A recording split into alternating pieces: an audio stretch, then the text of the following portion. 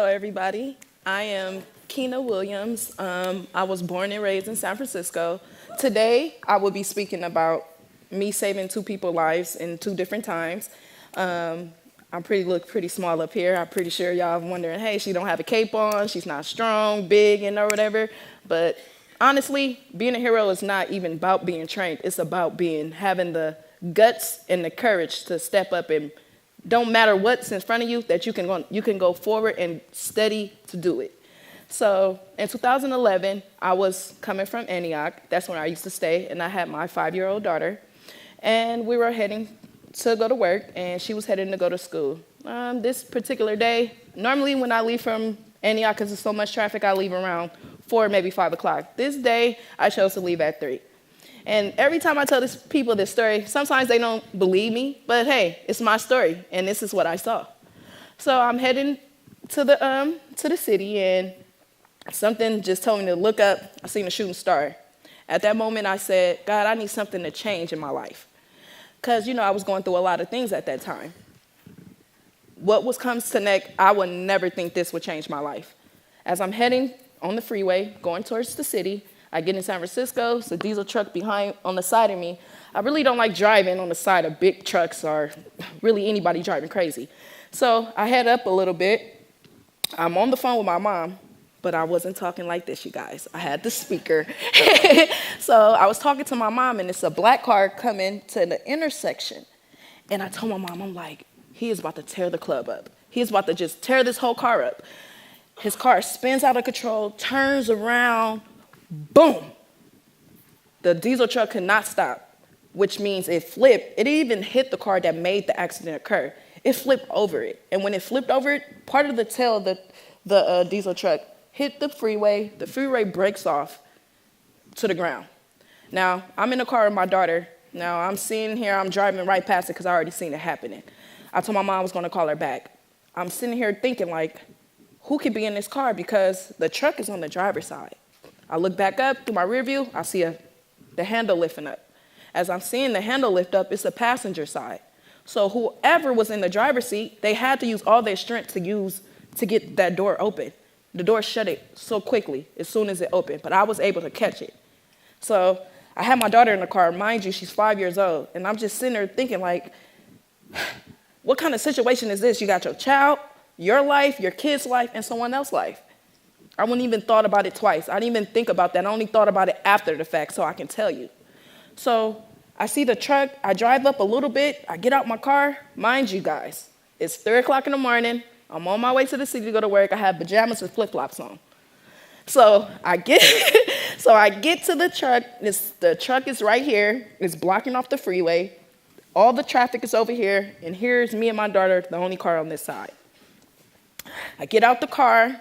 The fire is probably maybe coming like this and this. So it's like really a little path to go through to save this guy. I get there. I climb a little bit because the inside of the truck, they have the axle and all that. I grab on that a little bit to get him down. And now I'm pulling him as the best way possible as I saw on TV. I'm not a doctor. I'm not a paramedic. I did best what I would think.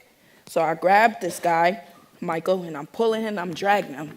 I'm dragging him all the way to the car. And he's not talking, he's not doing anything. I'm calling the police, I call 911, I'm like, hey, no one's, they're like, well, we're getting multiple calls about the accident. It's a UPS building on the side, and it's like maybe 3 or 4, maybe 5 minutes have passed by. And the people in the UPS building is shouting, telling someone on the other side, it's someone on the other side.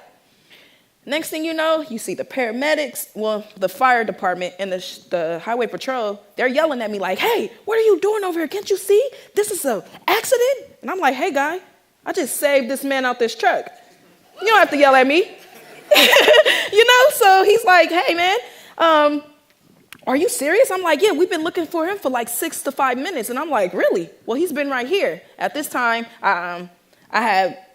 On the time of waiting for them to come to us, I was able to take my coat out the trunk, put it over him, put some water on his face because he wasn't talking. And at this point, like, after I did it, I'm sitting here thinking, like, what did I just do? Like, how can somebody just do that? And you got your kid. And I opened the door. The first thing my daughter said was, "Oh my God, Mom, you're a superhero." And she was so happy about that. Like that whole entire day, that's all she kept saying. So the fire department, they are asking for my name. I'm getting right back in my car, getting ready to go back to work. Like nothing happened, and the highway patrol stopped me like, someone wants to talk to you. So they bring me to Michael. He's on the bed, and he was like, "I will never forget you." And I'm saying to myself, like, never forget me? How can you not, I'm from the Bayview, and I don't know if you guys know too much about the Bayview. It's a real low-income community, and it's a lot of drama that goes there. It's a lot of violence, and it's a lot of people being victims in that area. And I'm just thinking, like, little old me, this God is going to remember me. The only person I expect to love me is my family, my daughter, and that's it. When he said that, that shed so much to me, like, I don't know, I'm getting kind of emotional just going back and thinking about it, because I was really, at this time, I was like, who would care if someone saved someone's life? I get back on the phone and call my mom. She's like, you gotta call somebody. You gotta call somebody. I'm like, no, I'm not. Call my dad. He was like, you saved somebody? Okay, mama. Not really, probably was asleep, because I called him like 4 o'clock in the morning. So I was just like sitting there like, I can't believe I did this. By the time I got to my mom's house, it's probably maybe by 7 o'clock. All you see on my phone is KTVU, CBS. All these numbers are calling my phone. And I'm like, what? Stevenson, that's the only last name I can remember. He is the first guy that came. He was like, I'm like, man, I'm on my way to work. I can't do it right now. I got to go to work. And he was like, well, we could come to you. And he came there like literally in 5 minutes. And then I did the first interview. The next day I was going to Miami, and I'm flying with Virgin Mobile. And next thing you know, my face is on the front of the newspaper. Everybody's sitting there clapping, giving me a standing ovation. And I'm like, what is going on? And I'm with my friend, and I'm being really shy and nervous. I'm scared. I'm like, I don't want nobody else to know. I don't want no one to know, because I don't know. Even still to this day, my daughter does that. When she was going to school, and kids, oh, you know who my mom is? She's a superhero. She's a superhero. And I was like, no, don't tell nobody, please. Because, and then I got a lot of job offerings after that, like being a paramedic. And I want to help people, but I don't want to do it every day. Not offense. I love everybody. I love life, and I love other people, and I don't mind to try to do it again. And I was able to do it again without being a paramedic. In 2013, I saved a woman on the highway. I was on my way to Vallejo, and this time it was really different, only because the first time it was nobody on that other side. People could have stopped. But this incident, it was a bunch of people there. And what bothered me the most is, what I learned at the Heroic Imagination Project, is the bystander effect. When I saved that lady, instead of people calling 911, I was the only female out there, and all I see is cars driving by with their cameras. Going by with their cameras. While I'm sitting there, the lady is upside down, her car's upside down. I ripped the seatbelt off, the clip was still in. I don't even know how strong I really am, for real. Seriously, because it was still there, and I was able to get her down, and she was just sitting there saying, thank you, once again. And then this time, I locked my keys in the car. My gas was going to run out. I was just like, why do I always if I'm not in pajamas, I'm sitting here running out of gas. I hope someone can help me if I do run out of gas. So she was like, she told me that she never drives that way. She never drives to go home on that way. She goes on the Golden Gate Bridge, and this day she went.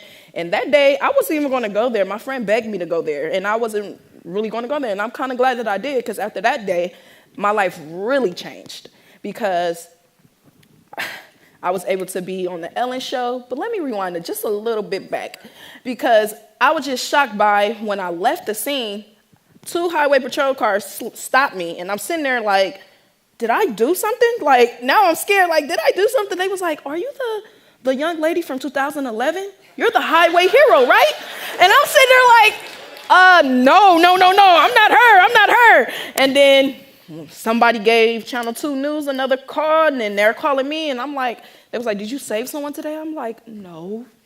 I haven't saved anyone today. I have someone out their car. Yeah, you are the lady. And then everybody, like the video, that's how I know. It was more pictures of me doing it than people actually helping getting out. Because once 2 guys see me get her out the car, then they came to help. And that's why I wanted to talk about so bad the bystander effect, because still to this day, that stuff's happening. It's happening every day. People rather pull out their phone than to stop and help someone. And this morning, I had a whole different kind of talk, a different kind of speech that I wanted to say. But then experiencing some things last night with my family, it goes to show that being a hero, honestly, it does not mean I don't take nothing back from anyone who's training someone or teaching them anything, because you have to have knowledge. But in order for you to go out there and step forward and really do it, you have to have the heart and the courage. And you can't be taught that. The only way you can be taught that if you sit there and think about, what if that was me in that situation? What if that was me sitting there? People don't think that way. And that's why I continue to, it don't matter where I'm at, I'll talk to all kind of people all the time. I talk so much. The only person who out talk to me is my daughter. So I'm just sitting there wondering, when Philip gave me the call and said that they wanted me to come here today and speak, and I was like, who I'm talking with, I'm not a doctor, I'm not a professor, this is my first time even speaking. I don't write anything because I want you guys to feel me. I want y'all to feel and see the energy and the love that I put into any other act besides talking. Everyday hero could be anybody. You don't have to necessarily get out to burn a truck, stop your car to do that. You could instantly stop someone from arguing, fighting. This world today is the internet. It's the phones, and it starts with the kids. And a lot of times people are saying, hey, what can we do to teach those kids to stand up for themselves, or what can we do? First, you have to go through something, because you can have somebody teach you something all day, but if they never experience something that you experience, they're not going to get nothing out of it. They're not. If you say, oh, yeah, I taught someone how to save somebody. How did you do that? How did you teach someone to save them? Because you know what? It's cops every day who's trained to keep us safe and make sure that we're all right. And when they're off duty, guess what? They're off duty. That training and stuff goes out the door. So sometimes you have to look at yourself and be like, what if this was me in this situation? What would I do? First thing for sure is not being a bystander. It takes one person. It don't matter who is the first person. If the first person is to be negative, then everybody else is going to be negative. If the first person is to be positive, everybody's going to be positive. Because when I saved that lady, it took for me to get out my car and get her out myself for someone to do it. I don't know why people thought, oh, I don't want to do it. What if that was you? You have to really sit there and think about, that's the problem today, because people think that, whoa, well, maybe that can't happen to me. I've been shot when I was 15 years old. And guess what? You would think I wouldn't even expect to want to save someone, because no one helped me that day. The life that I lived when I was a child to growing up, the neighborhood, being in a system where you're just taught and thought to be bad, and you will have nothing coming out of you. So that's why when Michael Finley told me that he would never forget me, you know how many times I was told you won't be nothing because where you're from, where you live, the color of your skin? It doesn't matter. You have to take charge of your life and yourself. And once you can start doing that within, you have to do it within yourself. Don't try to help people sometimes. Help all the time. Don't pick your battles what to help or who to help. If you help everybody, then this world will be so good. Some people only want to help people because they're the same color as them, or they work in the same building wearing suits, or they're all police officers. But when you take off that uniform, you're just like me. The only thing different in this world, we're either a female or a male. Because at the end of the day, we all have blood the same color. We still share the same fears, because people are scared to speak. People are scared to speak up for themselves. People are scared to speak up on certain situations. Yesterday, I seen the kids marching for teachers to not have guns in school. Now, if kids can't handle guns and they're learning from adults, what you think adults going to do? I see teachers all day arguing and fighting with kids. I don't think that's a safe environment. I don't think, honestly, guns shouldn't even be here. Because, honestly, they shouldn't be here because they say guns don't kill people, people kill people. Yeah, that's cool and all, but if the right person is angry at the wrong time, that person can be that person. It don't matter how good you choose to be. You have to learn to stick up for yourself. Oh, you guys make me feel so loved. I came here, I thought I was going to be really nervous. I had a really bad night. And I just came out because I love Philip. I would do really anything for him. He's been a great guy to me ever since I met him in 2011. I learned so much working with him. And you would think I went to school. No, Philip just gave me a bunch of books, videos, and all I did was read, and watch videos all the time. And I use a lot of those things till today. Because my boyfriend, he told me that, you're crazy. I would never, if you was to save somebody, I would never let you.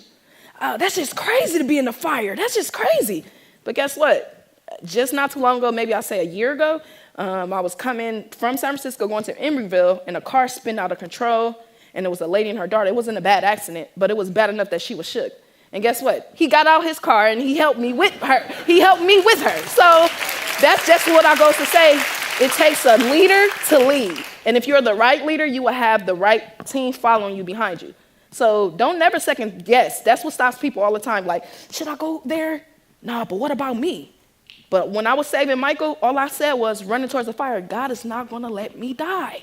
How are you going to let me die and I'm saving a life? You do good, good come to you. Life is easy, life is good. All good things come to me. I say that every day. Because the environment that I live in, the day-to-day struggles that I have to deal with, a lot of people don't have to. You have to really honor yourself, have respect for yourself, and respect for others around you. And just like I said before, leaders and trainers, you can be trained to be a hero, but if you don't have the courage, you won't be able to do it. Thank you guys for having me, and I really appreciate it.